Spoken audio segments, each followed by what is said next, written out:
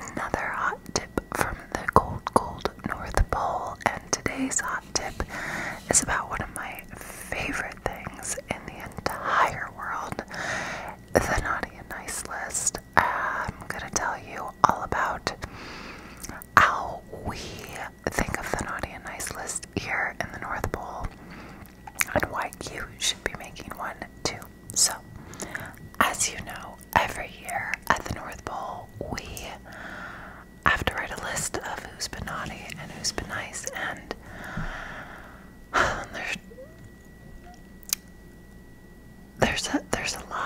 there's a lot on both sides. You know, there's billions of people in the world.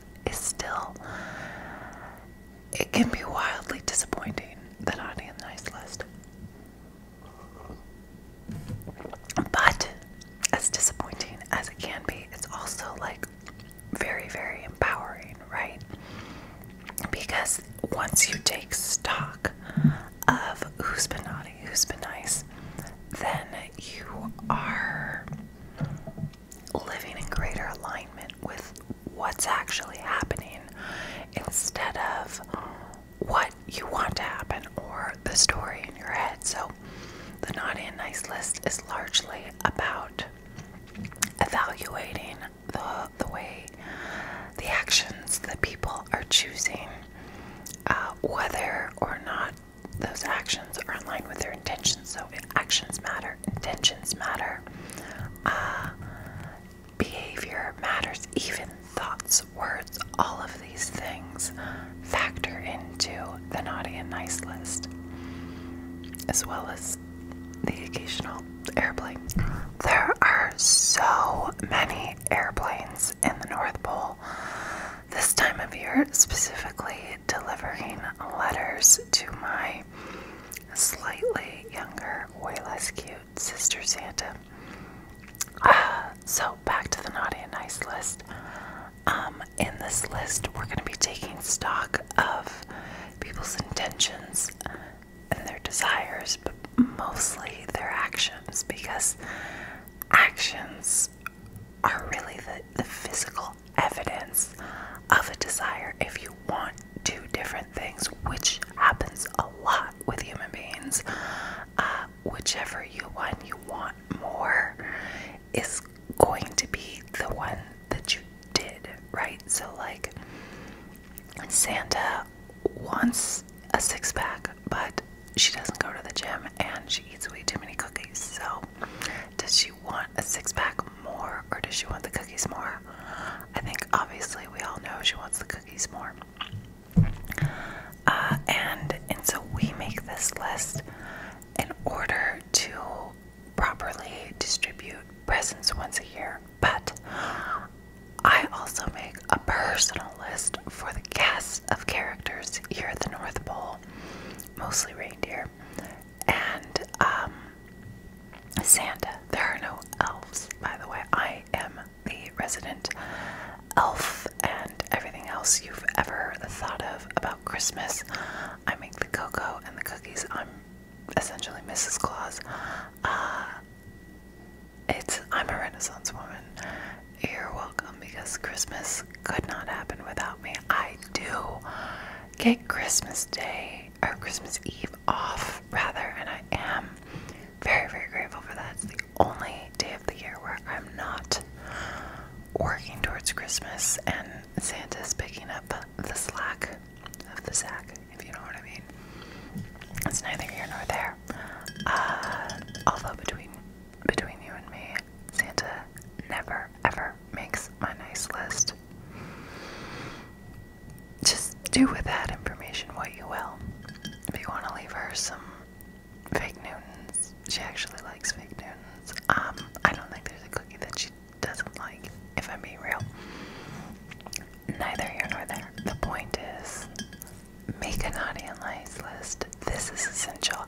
I do this every holiday season, somewhere between Christmas and New Year's-ish, for the people in my life. And on this list, you're gonna write down the cast of characters that you interact with the most. This is gonna be people that you work with, people in your family, people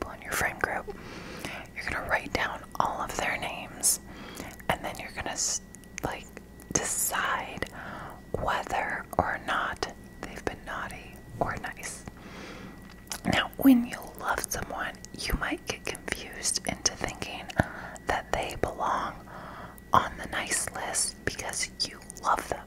That's not how we get on the nice list, folks. You can love someone who is naughty. I do it all the time.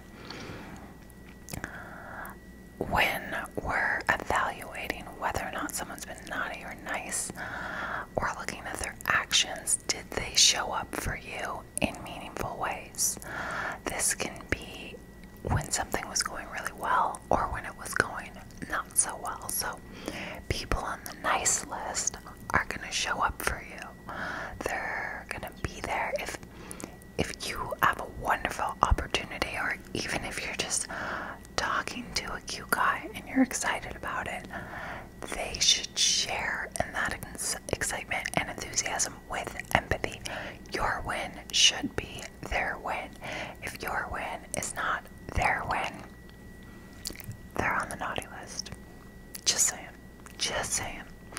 And we'll get into what to do with this information of who's naughty and who's nice in a little while. But first, in order to put people on the naughty or nice list, so do they show up for you in good times? Are they excited when good things happen for you? And are they sad and available when bad things happen for you? Now, some of us live in a state of constant chaos, and so if you call your sister Santa every day with a new toy meltdown and she doesn't show up for you one day, that's not how she gets on the naughty list, okay? It's the fact that she doesn't show up 328 days last year of the 365 Christmas toy making meltdowns that occurred. Alright, some of us have really stressful lives, and so it's not, does this person show up every single time? It's, what is the tendency? Is the tendency to be there? Like, think of it as like a seesaw. 51% of the time, is this person there for you? If they're there 51% of the time, maybe they're naughty, maybe they're nice. We gotta look at other factors. But if they're not there for you at least 51% of the time, 51% is a failing grade for a reason, okay? So if someone's not showing up for you 51% of the time, they're not showing up for you. They're on the naughty list. Bye. Bye-bye. Okay, so yeah, again, this has to do with love and loss. It's really, we're looking at the highs and the lows of your life. Who is helping you manifest highs? That's another thing. It's easy to be like, oh my god, I'm so happy for you. Lip service, like we say in Spanish, everything is easy with the mouth, okay? But what have you done for me lately? Here in the North Pole, like, did you get the supplies to make the toys? Did you help make the toys? Did you help wrap the toys? Yeah, we get it. You deliver the toys. That's one night a year, Santa. Get over it. So that kind of thing, So we're really just taking stock of who's been there for us and who's shown up when times are good or when times are bad. Who is actively helping you manifest the life that you want. That could be cooking a meal for you when you're sick, or doing some grocery shopping for you when you don't feel so good, or helping you prepare for a job interview, or helping you like proofread a cover letter or an entire 375-page manuscript, that kind of thing. Like, who is acting like they care, who gets in your boat sometimes. Like, obviously they have their own boat to row, but like, your boats are tied and your win is their win and your fall is their fault. Like, not to an extreme codependent, like something bad happened to this person and so now my psychology just falls apart. That's not what we're talking about. But if someone suffers a great loss, maybe their beloved reindeer Sunny passed away yesterday, did you call them? Did you check in with them? Did you ask them how they were doing? Could you send them flowers or something, anything? Like, just do, right? It's the active care and concern that is evidence of love. Okay, so love is not a feeling. It's not a subjective feeling. It's an objective practice and a process that says, I care enough to show up over and over and over again. And the small group of people, at least here in the North Pole, that fall on that list are almost 100% reindeer. They're on the nice list, and this just helps you figure out where to allocate your energy and your practice of love, right? Your capacity to show up for other people. Are you giving it to the nice people? Are you giving it to the naughty people? A lot of times, the people on the naughty list need. It's like water in the desert. And they don't get back. So this helps you figure out who's giving to you so you can make sure that you're giving back to the right person. Does that make sense? So yeah, that's the nice list. And then we've got the naughty list, right? And so the naughty list has different tiers. I like to break the naughty list down further. Like, are you getting a lump of coal or a flaming bag on your porch? Those are different, right? So for you, in your personal life, the nice people, those are your friends and family. On the naughty list, you can have family, not friends. Those people are not your friends if they are not celebrating your wins and commiserating during your lows. That is not a friend. That's an activity partner. That's an activity partner. That's someone that you do something with. Maybe you have to work with them. Maybe they are your kid's best friend's mom, and that's the activity that you bond over. You go to the park with them. They're not your friend, though. And so, treat them accordingly. Treat them like someone who is not interested in you manifesting your best possible timeline. That's what we're talking about, right? That's what this whole place is about, right? Best possible timeline. This is how you manifest your best possible timeline. Stop giving your time, your resources, your energy, your capacity, your love to the people who are not giving it back to you. Just stop. Maybe that means you break up with your toxic boyfriend. I don't know. Boyfriends can be on the naughty list, and if your boyfriend is on the naughty list, then he should be your ex-boyfriend, in my humble opinion. I mean, I've only been doing this for a few thousand years. I'm pretty good at it. So, yeah, that's the nice and naughty list.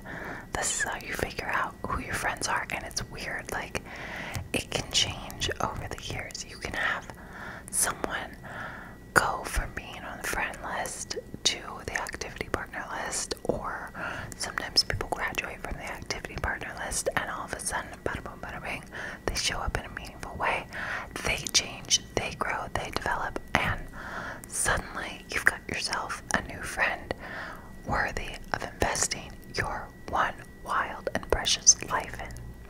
Because that's what we're talking about, right? Like, your time